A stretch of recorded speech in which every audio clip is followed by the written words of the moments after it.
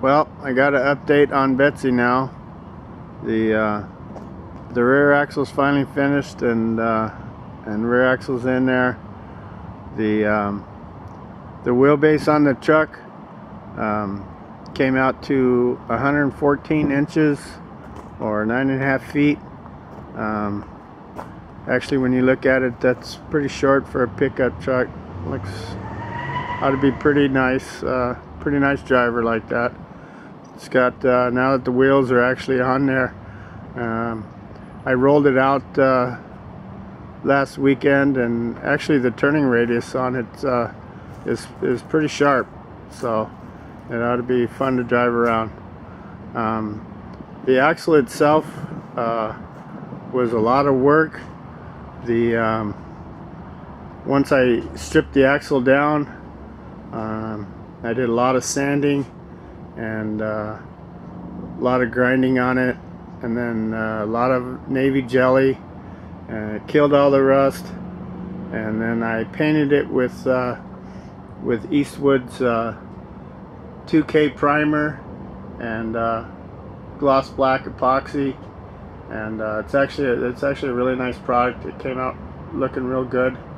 As far as the internals, in the axle, I went with a 354 gear.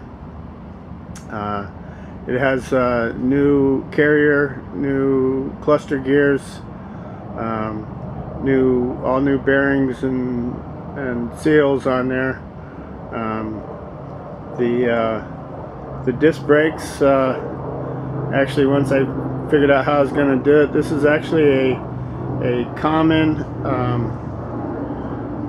disc brake conversion that off-roaders use.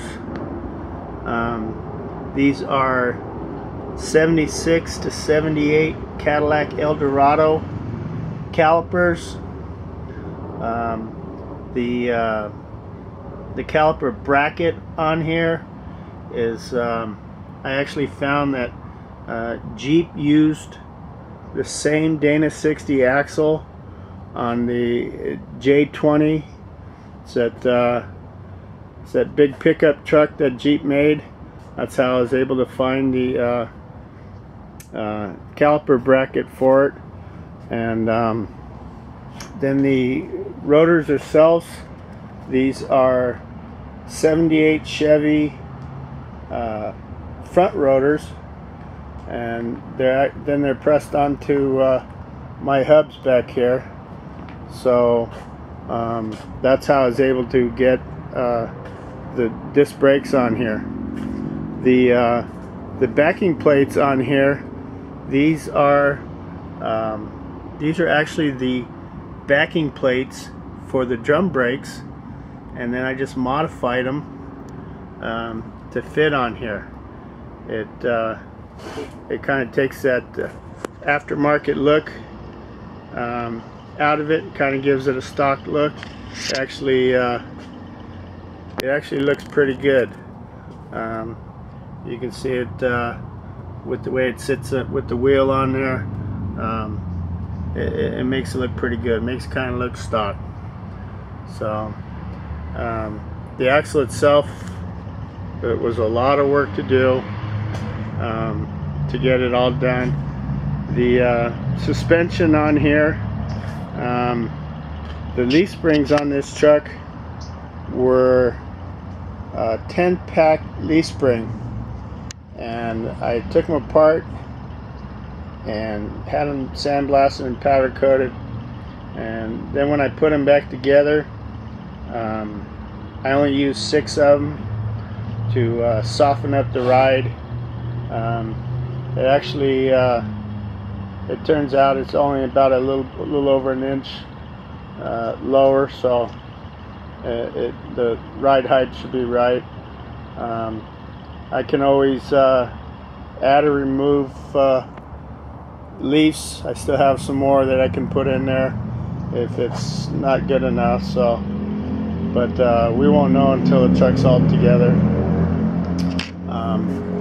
The diff cover on the back of the truck was was pitted so bad that I almost replaced it, and then I decided to just keep grinding and sanding on it, and then send it out to powder coat, and it actually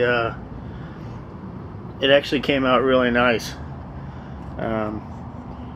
But there's the axle. The chassis is pretty much finished. The shocks that I went with on here are these are Rancho RS 9000 shocks. They're an adjustable shock. Then I put black boots on it to make it look a little better. So it actually kind of look pretty good sitting in here. Now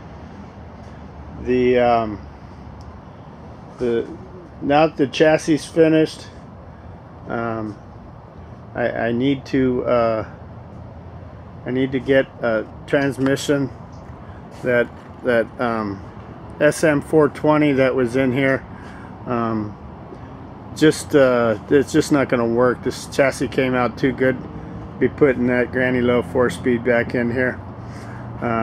Unfortunately, there's not a lot of options as far as transmission goes that you can use behind a 292.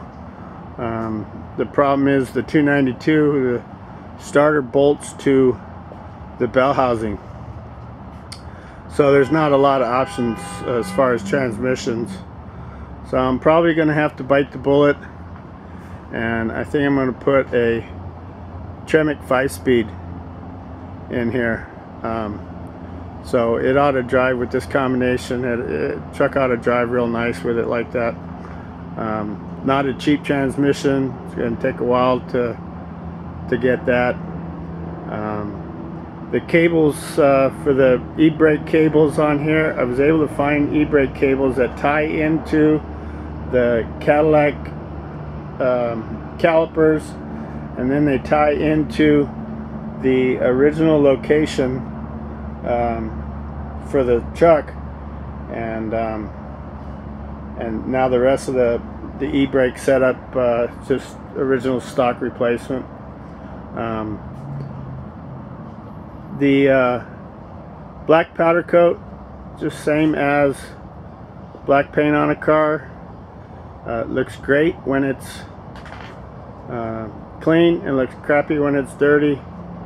So I found a product. I kept trying other things that I could wipe it down with that would make it look good, and finally I came up with a Zep stainless steel cleaner, and it actually works really good. I wiped it down earlier, and it really brings out the color in the powder coat and the paint on here. So there's a pretty good look at the update for Betsy. There's most of the mods that I wanted to do originally when this started. It's got all-wheel disc brakes now, relocated fuel tank, new ring and pinion in the rear end, power steering. So it ought to drive pretty good. Now I'll be working on, I got to get it plumbed. I got to get the brakes plumbed and the fuel line, and the rear electrical on it. But then I need that transmission. So that transmission is going to take a while to get the money for it. So it's a lot of the time between these is just the cost of getting some of these parts to redo them, but it's well on its way. There's a good look at the rolling chassis, Betsy's rolling chassis now. It's getting closer, and I think I'll go ahead and end this one for now, and we'll come back to it later.